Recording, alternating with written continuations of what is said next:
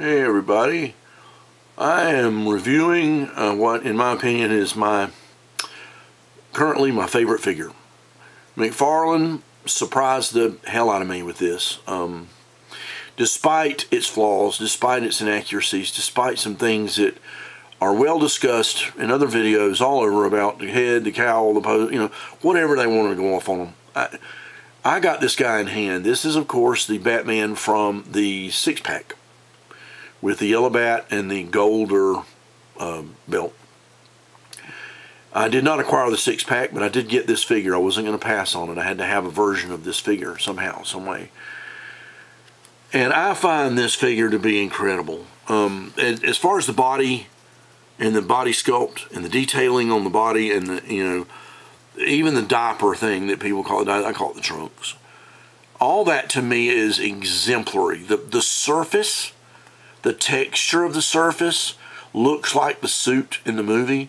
Now, granted, you're looking at it with an added cape. This is a Batgirl 31 magnificent handmade wired cape. Doesn't have 4 or 5 wires. It's just got a perimeter wire, but it's dramatic enough for me, and I like the drape factory in it. She made this one for my NECA figure, and it was a little big for that, and I ended up saying, when this guy came in, I said, yeah, it's going to work on him. So I'm going to show you what I did to make this cape fit, and then I'm going to comment some more about the figure, and as I go I'll comment, especially about what I find exceptional about it. This was the figure out of the box. This was, well, the way I got it. If you can see that. I don't know how focused this picture is. It looked great to me out of the box. Had a cloth cape. Of course, you see the bat emblem has yellow trim as opposed to what it should be, which is a black trim, which I fixed that. If you look, yeah, I fixed that. That's all fixable with paint. A lot of this is fixable with paint. The face is a little wide, and since it's poseable and does not have exactly the right cowl, that's more of a Batman Batman Returns cowl, not a Batman 89 cowl. But here's what I did. I removed the cowl. There's a plug that fits in here. If you haven't opened yours up, this is what it is. There's a plug inside, an inset that fits in here. There's actually a deeper piece that goes down in there. I had a lot of trouble getting that out, so I just cut it. I took my razor knife and just sliced straight across. There's enough here to glue back down here. I know, because I did. Here's the little crater that the emblem goes in. You have to pry that bad boy out. But it leaves a clean body and a clean area.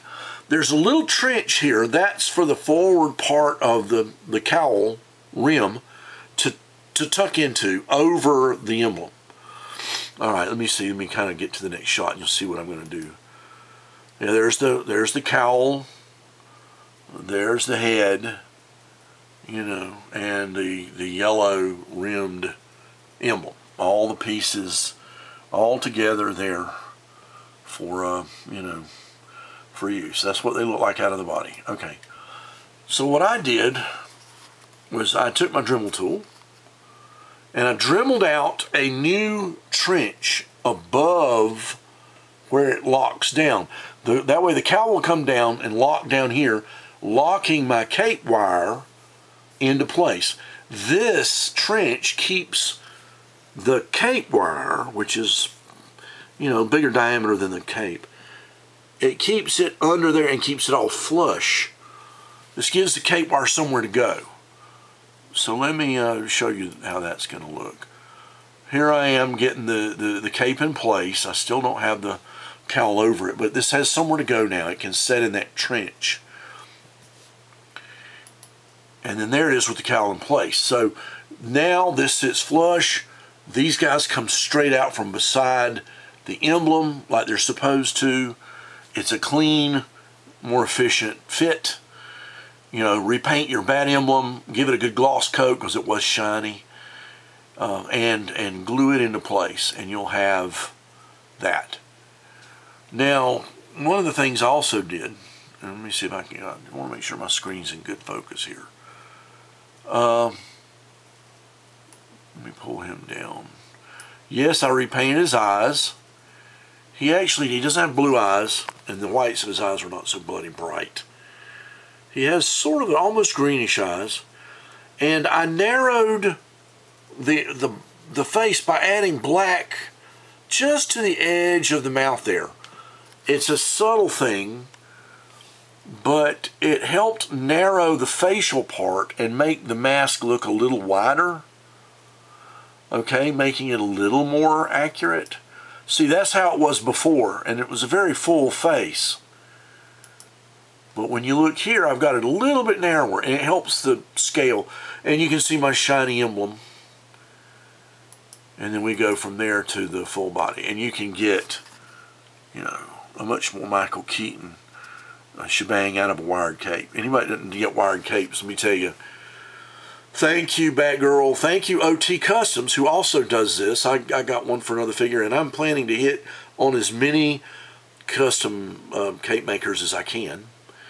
I think they add so much to a figure. And in the case of this bad boy, I mean, just quite honestly, just with a little bit of, I mean, slightly open, look at that, just like a little breeze is blowing.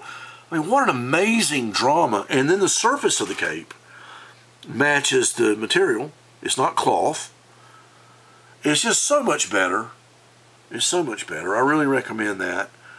And so I've shown you what to do. I've shown you that it's fairly simple on this figure. The removal of the cowl is a little scary. Just boil some water in a cup, dip his head and shoulders right down into it, pull that cowl from the back forward, because remember there's that little lip there, it's attached there. It'll pull out. You can cut that piece I showed you, and then remove very carefully this piece, and then you have to pry it from the above. You can pry this one out, and that's it. That's all you got to do to adapt this to where you can work on it and get it, you know, a workable figure. And again, this is my favorite. I'm claiming it. It's my favorite current figure. I absolutely think McFarlane knocked this one out of the park. There are more accurate head sculpts. There are more accurate cowls out there. Would I change it out? Well, I could, because the head isn't glued or puttied on. I don't know that I will. I hope they do a Batman Returns. I think he can. He should.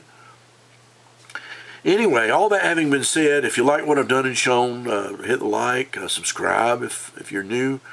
I plan to have more videos like this. I'll try to do more how-tos in a more succinct manner like this in future.